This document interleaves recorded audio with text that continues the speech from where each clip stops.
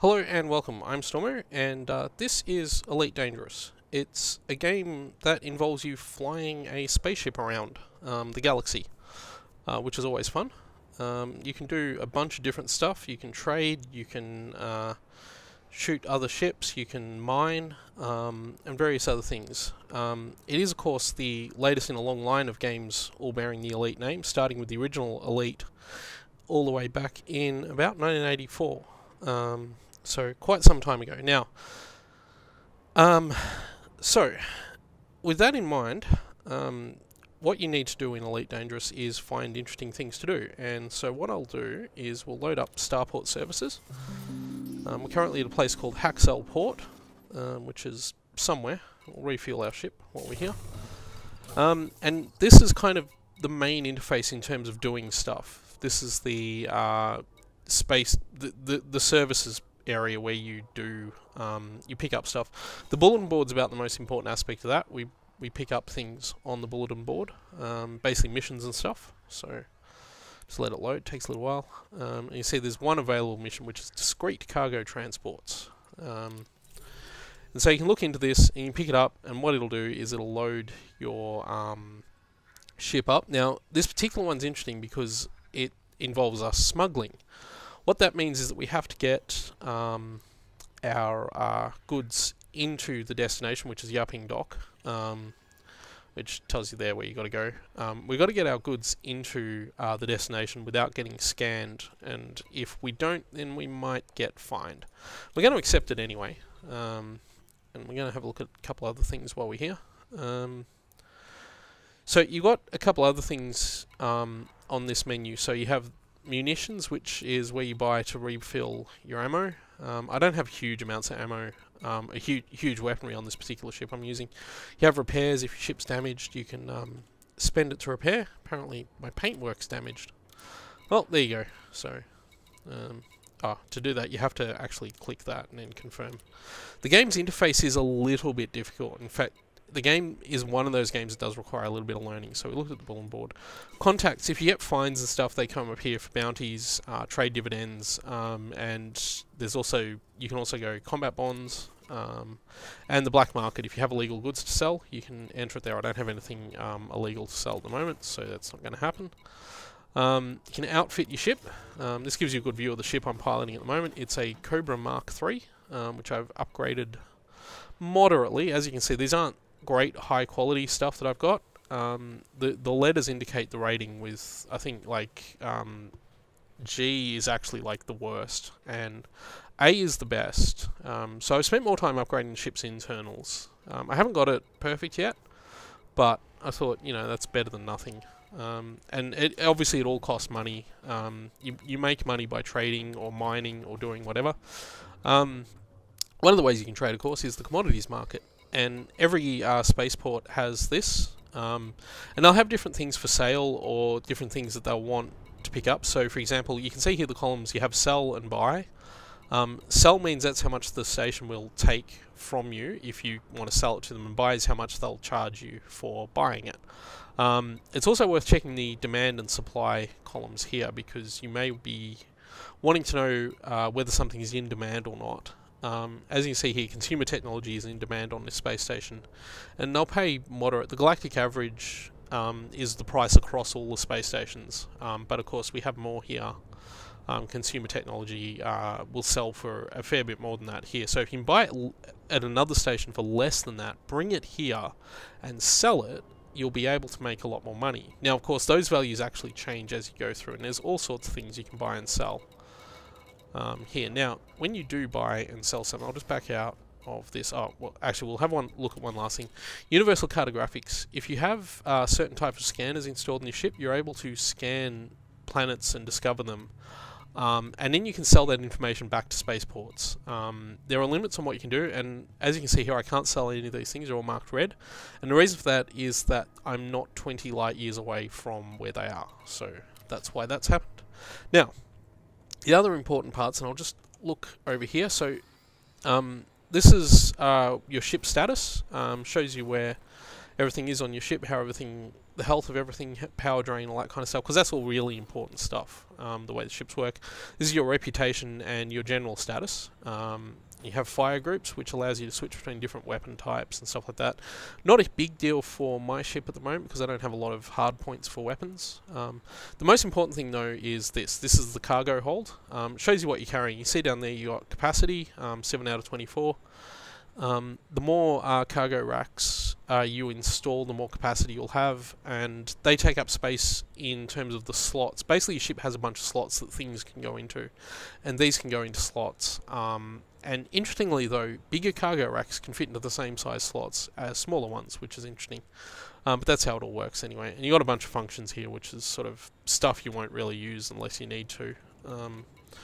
Pre-flight checks is interesting. The game forces you to do this. Basically, it forces you to press all the keys that you need to press to make sure that the ship takes off. So, and over on the other side, you've got navigation, which is how we'll navigate our way out of here. Transactions. So I failed these because I had them in my inventory and I didn't use them. So we'll just discard these 2 missions. The good news with these ones is, even though we failed them, we don't get fined. There are some missions where, in fact, I think this particular one, no, this one doesn't have a fine, but there are some missions where you will actually receive a fine if you fail them. So we've still got to get this obtain progenitor cells mission. Now this is a different one because there are 2 kinds of sort of trade missions that you pick up. The first kind is the one where you get the cargo from the spaceport, you pick the mission up, deliver it to a different spaceport. So it's a fairly standard sort of thing.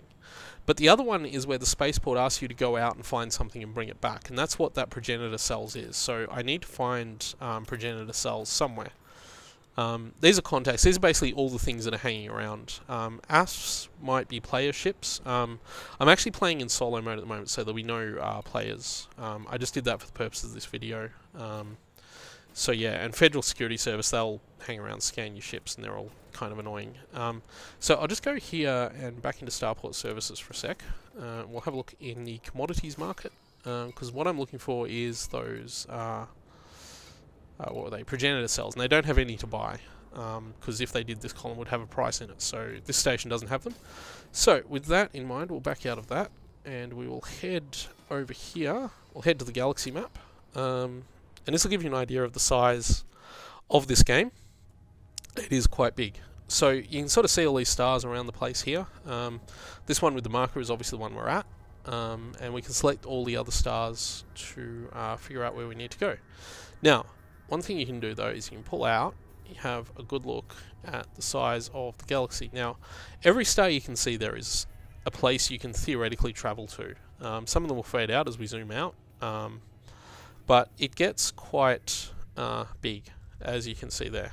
My understanding is basically everything you can see here is visitable, so it's a pretty big game in that regard. Now, Elite was quite famous for being one of the earliest examples of procedural generation in a video game, and I believe that this has all been procedurally generated as well. It's just that this time it's all done through a server rather than through everything else. Now, I just want to back out of this for a second because I need to check Yarping Dock, which is... Yep, okay, so... Okay, yeah. Okay, so I know where that is. So, you also have the system map, which is here. Now, when you're in a star system, as we currently are, the system map is what you want to look for because it'll show you where all the spaceports in a system are. Systems can have more than one spaceport, and it's laid out so that you get like this sort of solar system type view. So you got an asteroid belt there, some smaller planets, big gas giants with rings, different colours, all that. There's a lot of planets in this system. And you can also see, I think you see where we are. We're here somewhere. Anyway, the important part is you can see this, which is not where we are. This is Yarping Dock, and we're going to mark that for travel because we're actually already in the system. I believe we're here, Haxel Port. Yeah, so we want to go from here, which unfortunately the system map doesn't mark where you currently are in it, which is a bit annoying. So I want to go from here to here. So I've marked this out, and that'll become really important as we exit here. So we're ready to leave. We've got everything we need, so all we need to do is hit the launch button, and we will fly out through our rather wonderful launch sequence. And while this is going on, I'll show you a free look. So you look around your ship, this is my ship. As I said, it's Cobra Mark III at the moment. It's very sleek design. You would have seen it before when I was looking at various other things. And that slot up there is where we've got to get to. So, in order to leave, we have to do a couple of things. We have a bunch of engine controls. Getting the hang of the controls is probably the biggest thing in this game. Now, the game is theoretically designed for flight sticks and those kinds of things, and you can certainly use those games with it, those things with it. So you see Yapping Docks marked as our target. That's because I set it on the map before. The game certainly. Oh, we're getting scanned. That's not a good look. Hopefully that's not going to cost us anything. So hopefully that's not being a scan from one of those federal... Oh dear. We just got fined for having illegal goods, which is annoying. And the worst part of that is that we'll have to flight it. So what we want to do, because we want to get there, is we want to jump to light speed. So that's what we're doing now. And yeah, anyway, as I was saying, the game can be played with a keyboard. It can be played with a controller too. Although, to be honest, I tried it with the controller and I did not find it particularly fun to play. So, I use the keyboard and the mouse, which works pretty well once you get the hang of it. So the mouse is used to adjust your sort of orientation, so yeah, pitch and yaw, that kind of thing. There's a whole bunch of keys around the WASD cluster on the keyboard that are for throttle and direction controls, so I can turn the ship slightly like that, and just up and down is through the mouse, so that's just left and right. And of course ship speed as well, which is controlled through the W and S keys. So yeah, and one thing I've done at the moment, you might notice around the radar, which if you're familiar with the old Elite games, you'll know that that's an Elite staple from the very original game, that sort of round radar in front of you like that. And you might notice on the right side of that there's a blue indicator and a bunch of bars, orange bars there. That's your throttle meter, indicates how fast you're going. The blue indicator, if you keep the throttle in there, the bar in there, it will automatically adjust your speed for whatever you've got targeted. So that's why I'm slowing down. Without really doing much, I can just automatically slow my ship down so that I can come in at a good speed here and I don't overshoot. It's not perfect. Sometimes you will overshoot anyway because you just came in too hot. You can see on the left side there, the alignment, distance and speed. That all indicates that it's all working, and when it gets into those blue markers, that's when we can jump out of light speed, which we jumped into before. That was what that frame shift drive jump was. So yeah, the good thing with illicit cargo is you don't lose it, you just get fined for having it. So we can still make the delivery. As I just adjust that, and we'll safely disengage. And we should come out. You see the planet in the background there? How cool does that look? You get some very pretty views in this game, actually. I'll just speed up as we head towards the station. Now, once you're within 7 kilometers range of the station, you can request landing, which is what we'll do. We go to contacts, we hit Yapping Dock, we hit request landing, and then we back out there. And then, because I installed the docking computer, I can automatically dock. Now, I turned it off because it was annoying the hell out of me. But if you have a docking computer installed, the game will happily play Blue Danube as you come into land, which is kind of amusing. In a reference to, of course, 2001: A Space Odyssey. You can land manually, but I just find it such an annoying and fiddly process, and I end up doing so much damage to my ships the few times I've done it that I prefer the auto dock. So it's one of the things I put on any ship once I discovered that it was available in the game. So we've landed quite safely now, and we again have starport services. Now, you can access most of the starport services without going into the hangar. All the hangars look the same too. I'm going to go into the hangar anyway. In fact, I can access the starport services now as we go in, so you get the blurry hangar view there. Now, we had that mission to turn in the illegal goods before, so it'll show up on the bulletin board. And we didn't get scanned coming in, so we should be able to make the delivery. Yep, so there we go. So we can give that cargo, and we made more than we got fined, and we get some reputation out of that too. And again, there's an illegal cargo just for medicinal purposes to Levinson Station. So that's in B1688 Aqualay. We'll actually pick that one up while we're here. I'm not going to pick any of these other ones up, but I shall show them. That's well worth picking up because that's 145,000 credits. We also have Seeking Special Gifts. These missions with the skull icon generally involve shooting something down. I'm not equipped really to do that. And of course we can do personal shoppers, so we can buy semiconductors from somewhere else and bring them back here later if we want. Not for a huge amount of money, but we won't accept that mission right now.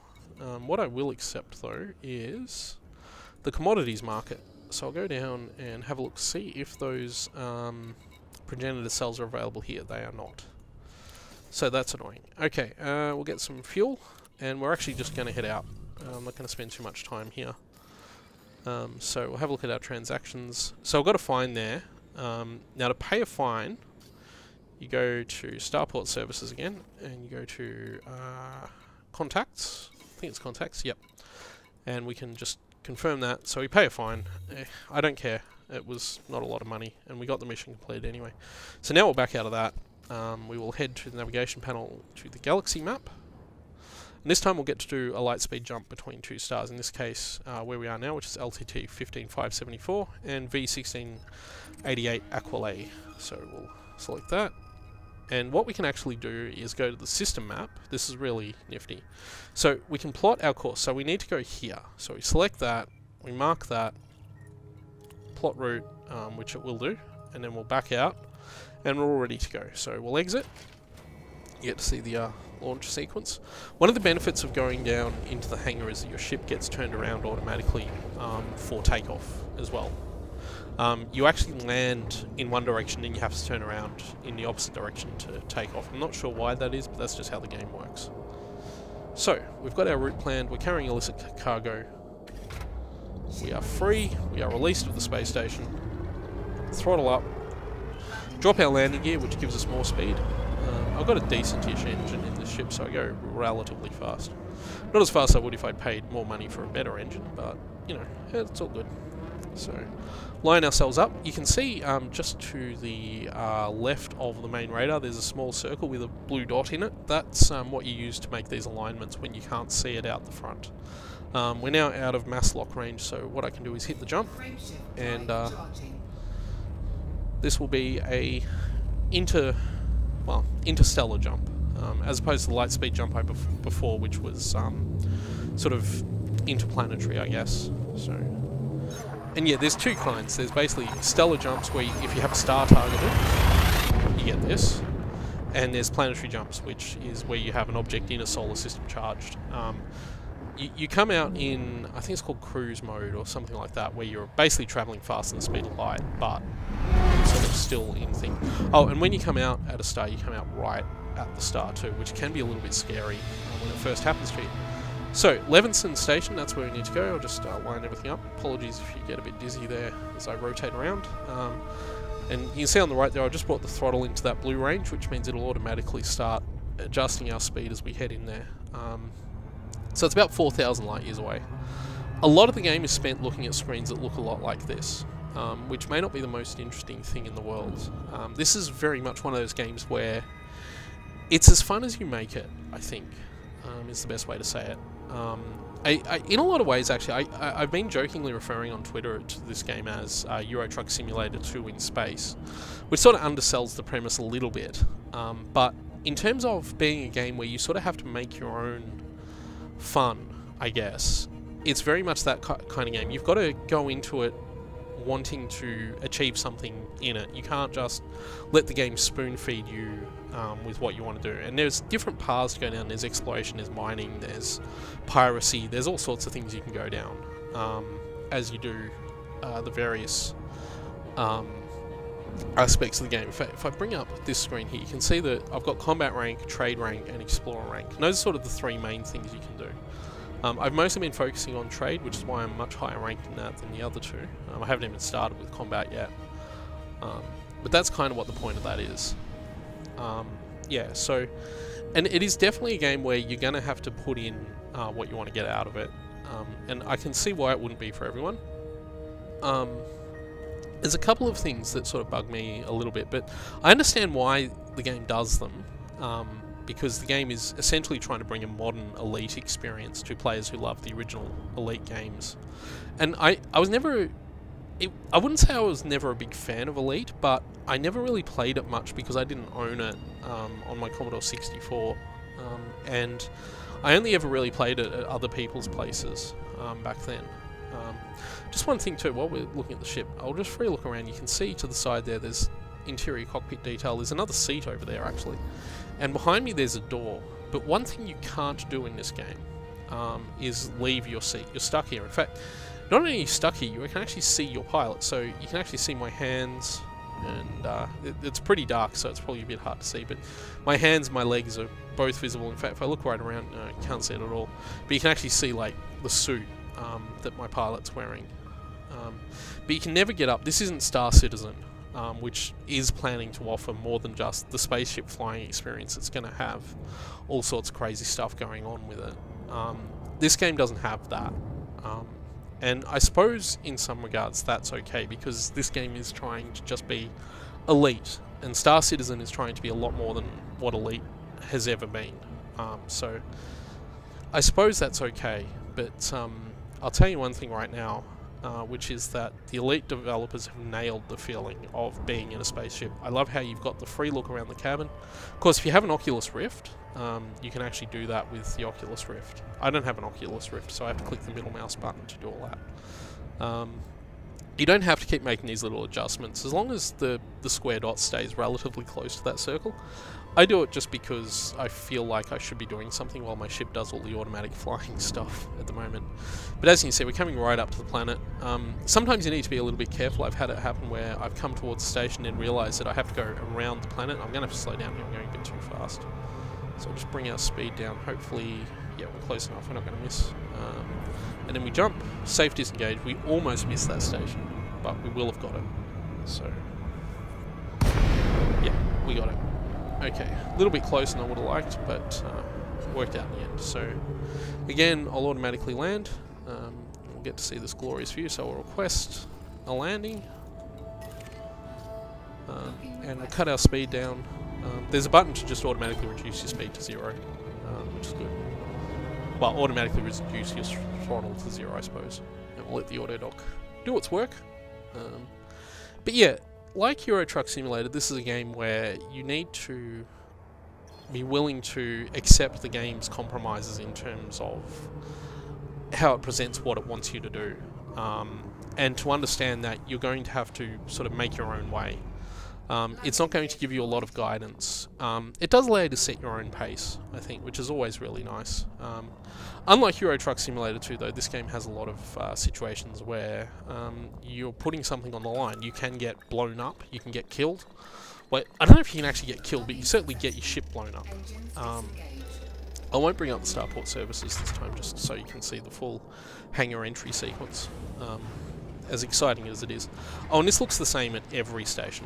There's, as far as I know, there's no variation in what the internal hangar area looks like. It's a bit disappointing, I guess. I can sort of understand why, given how many space stations there probably are in the game and what you can do with them, but it's, you know, it's one of those things, so...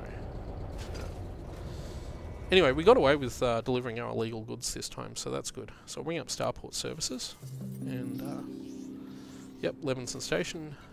Go to the bulletin board, which is usually the first thing I do, which is annoying because it means sometimes I forget to refuel. But yeah, and we'll have a look at various other things as well. So we got that, and we made a bucket load of cash out of that one, so I'm really happy about that. That's good money. We did really well there. To see if they want any of my cartographic data. I don't have a discovery scanner in my ship at the moment, so I can't get new discoveries at the moment. I haven't decided if I really want to pursue the discovery path. I mostly started doing trading and deliveries and stuff just because it was there and it was nice and easy. I'm just going back to the bulletin board to see if there's any missions to pick up here. But I don't think there will be, so... Oh yeah, there's a couple. Oh, there's another discrete... Oh, that's worth a lot too. go to Momand Holdings with that one. On Zeta Accolade, there's a few stars with the Accolade name, as you can see there. You know what, I am going to take that one, because that's a lot. And I could do with the credits. There's no outfitting here, so I can't upgrade my ship or anything like that at this particular station. But anyway, as I was saying before, this is very much a game that is what you make of it. You got to be willing to sort of accept what it wants you to do, or not so much what it wants you to do, but what it presents to you in terms of the world, and in terms of how you interact with that world and how you see that world. There's a lot of things to do, but it turns out that they're mostly the same thing, and you've really got to be willing to enjoy the journey more so than the destination with this game, which again is like Euro Truck Simulator 2, where it's very much about the drive more so than the destination. And in this game, it's more about the feeling of being in space, flying a ship, being this cool space trader or pirate or explorer or miner or whatever you want to do in the game. You know, and it is all about that.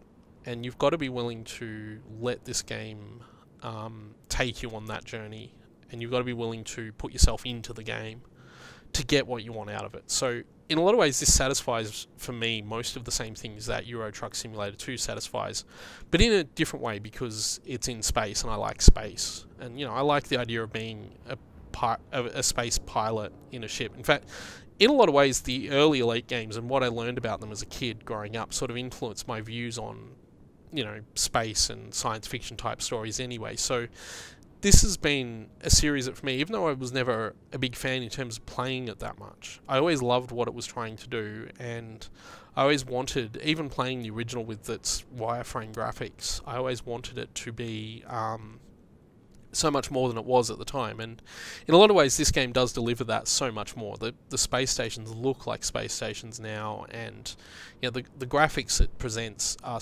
actually pretty amazing, especially when you're coming into a space station. You got like this beautiful planet beside it, and you might have a star in the background, all that kind of stuff. You get some really cool views. But yeah, so I really like Elite Dangerous. I think that it's probably not perfect at this point. It's undergoing a lot of active development at the moment, and I've been reading up about the latest patch, which apparently has been a bit controversial in the player community, but I'm not advanced enough in the game to really care about that yet. I'm sure I will at some point though, but if I keep playing it, obviously.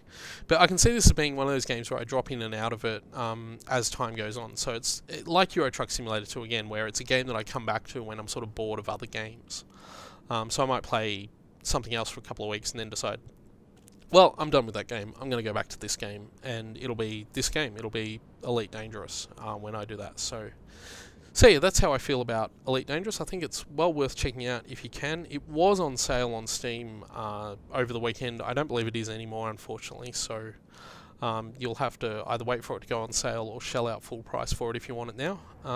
I would say if you're willing to put into it what it wants you to put into it, and if you're willing to have that space exploration, trading, fantasy delivered to you pretty well, then you are going to get a lot out of this game. I think I've probably put about around 20 hours into this game so far, and that's since the weekend. So yeah, but yeah, overall I think this is well worth checking out. And even if you just like, I think there is actually a free single player demo of the game too, so you can check that out too. But yeah, and I think it's well worth having a look at. I really like what it's doing, and I can see myself putting huge amounts of time into this game. It's possible I may end up making more videos about it, I don't know, but we'll see how we go with that. Anyway, so this is Elite Dangerous, and that's the end of this video, so thank you all for watching, and I will see you all next time.